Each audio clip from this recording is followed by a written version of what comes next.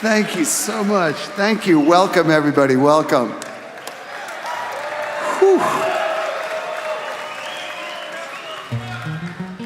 Wow. This is a real thrill to be even standing on this stage, let alone having the honor of being allowed to play here.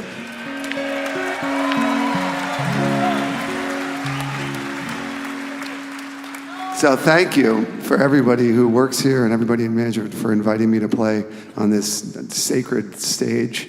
There was so much music has happened in this room, it kind of boggles the mind to think of I was sitting in my band room and there's a picture on the wall of the 1890 Chicago Symphony all dressed up to go to their concert at Carnegie Hall, leaving with their little suitcases. It's really cool, and there's pictures all around downstairs of all the years and years and years of incredible musicians who have graced this stage and filled this beautiful room with music.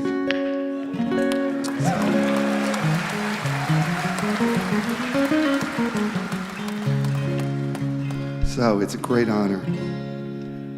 All right. Just thinking this morning that there's been so many beautiful memories in this town. It's really, the connection between Fish and Chicago is deep. And the one that I started thinking about that was kind of in some strange way became sort of the most precious memory to me, even with everything with like Wrigley and all these incredible shows in UIC Pavilion and all these great shows and playing here, was that in 1990, we had our first gig ever in Chicago. It was like a really big deal for us. It was an incredible thrill. And we got to play at this place, Lounge Acts. You guys remember that? Like a super cool club, and great bands used to play there. And we got our chance. It was our first Chicago gig. And two things that I remembered about it. The first was that the booking agent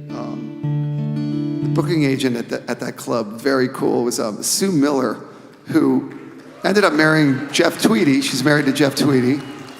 And she and her partner there were like so cool of them to give us a gig. We were not in the hip indie band crew at that point in time. But anyway, the gig that they gave us was we played with Alex Chilton, our first Chicago, at Lounge Acts from Big Star. It was like we're all huge fans, and so that was like our introduction to the Chicago. So I want to thank you, Sue. Thank you, Sue Tweedy, now, and Jeff, the incredible band Wilco. They ended up getting married, which is so cool. But before she was married to him, she was giving us gigs in Chicago before he stole her away.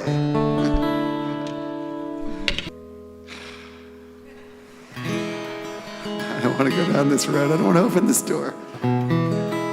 Whenever I sing that song, I always think about my favorite human, John Fishman. Even when I was writing it, I kind of thought it was secretly sort of about like the day I met that guy. The wolf, because he had when I met him, his hair was like down to his ass. And I remember it like it was yesterday, When we met, we were 18 years old. He's standing out in the grass. We had these huge glasses on and hair down to his ass and this oversized, ill-fitting, filthy shirt that hadn't been washed. And I was came around the corner, I'm like, oh my God, I'm in love with this guy. I love this guy. And I still love him. Anyway, I always think of him. And I tell all these stories because he's so fun and he doesn't mind. I talk to him about it, but I'm trying to think if there's any I haven't told yet, because I've told all the good ones, Fish is doing something bad and the wheatgrass enema and all those great ones. But I did think there's one more. I remember we played at the Fuji Fest in Japan. You guys, it was so fun. We went over there, and I think we played they set up a field for us, the Field of Heaven. And we played in the Field of Heaven. It was so cool. And all these great bands. It must have been 2000 or 99 or something like that. You guys correct me. 99? Is that right? Thank you. I appreciate fact check. You're my fact checking cuz. You get that reference? What about the voice of Geddy Lee? How did it get so high? I wonder if he speaks like an ordinary guy. I know him and he does. You're my fact checking cuz. You're my fact checking cuz. Anyway, you still don't get the reference. Pavement. So we played this festival, and it was so much fun. Oh my God, traveling to Japan, meeting all these friends. We went out every night. We would go out with all these friends that we met there, and we played in the Field of Heaven. And I remember that Rage Against the Machine was on the they were the headliner that year, and they were so good. And we went over and stopped our set to go over and watch them just, do their whole Rage Against the Machine thing. Just great memories. And the funny thing was, behind the stage, there was this big whiteboard, right? And it was the suck board. And all the bands and crews, there were like 20 bands, wrote on the suck board, like, what sucks about this festival, right? It's like the portalets are dirty or the whatever, and everybody, mostly crew members, all right.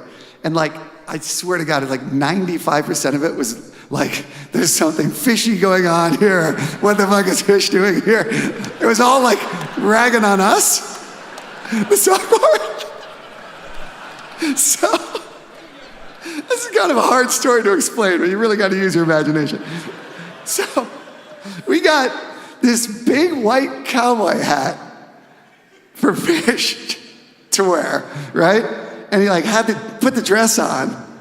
And we kind of stood in the back so we could watch this all go down. And he stood next to the suck board in this cowboy hat. And he was standing there. And everybody would walk by from the other bands. He'd be like, well, hello there. I'm Fish from the Fish. Yeah, you might have seen me on the board.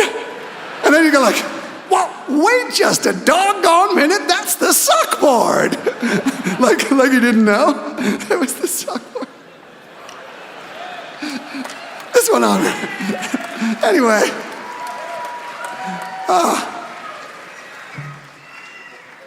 Great memory. People didn't know what to make of it, It's that was the best thing for us, being on the suck board. We laughed about it for a year. The suck board. Thank you for putting up with that. You're all so patient.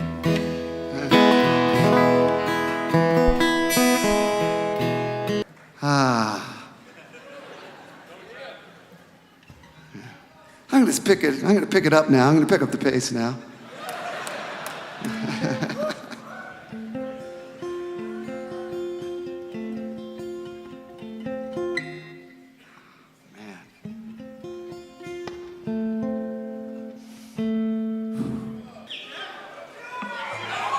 Man, I gotta just share this because it went through my head, but when playing in a room, the sound in here, my God. And these orchestral rooms, were built, they were designed, these sonic geniuses when they're architects that to be live, to resonate and to echo, have the sound echo around. And what I was thinking about when we were just playing, when we got real quiet like that was, I had the incredible blessing of being able to have coffee once with Michael Tilson Thomas, who's arguably the greatest modern day American conductor that our country has ever produced. And he talked to me about music. And what he said the most fascinating thing. He said, he was trying to describe to me, he said, this is what my job is as a conductor. My job is this. He said the whole trick is just all he's doing is saying quieter and slower. And that's his whole job, He said what happens is that there's 90 people or 60 people, depending on how big the orchestra is, on stage, and they all get excited and they all want to outplay each other, right? And he's in these rooms, all the magic happens when you're just so he said, all I do all night is just stand there and go slow down, everybody cool down, just chill out. And the trick was, anyway.